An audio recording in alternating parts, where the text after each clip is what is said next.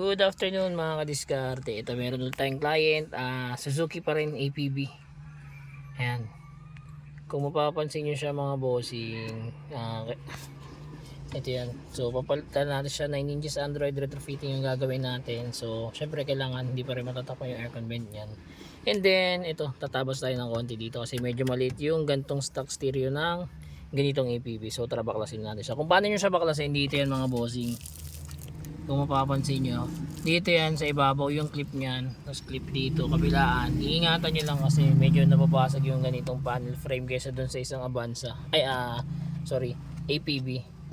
Yan. So tara paklasin natin siya.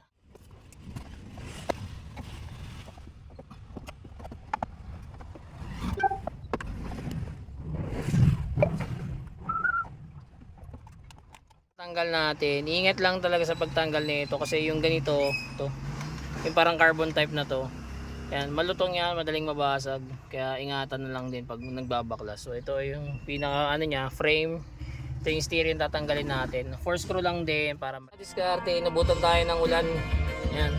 Tapos na tayo mag-install sa APB ito. Yan, retrofitting yung ginawa natin dito. Yan. Tapos kasama pa rin sa package natin yung reverse cam. Sir, pasuyo nga sir, paki-reverse po. Yan. So ayan, yung reverse camera natin. Sige sir, paki-park po ako. And then, nag-avail din sa atin si bossing ito. Yung front dash cam. Ayan. Yung front dash cam natin ito mga bossing ha. Ayan.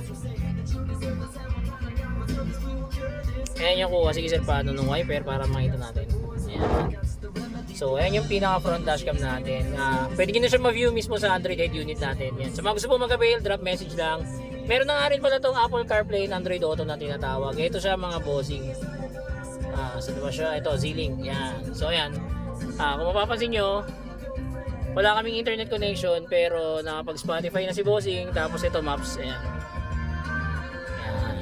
Start natin. So, ayan. Sa mga gusto mag-avail, drop message lang. Direct message lang. Don't forget to like and follow na rin. Salamat, ingat, ride safe.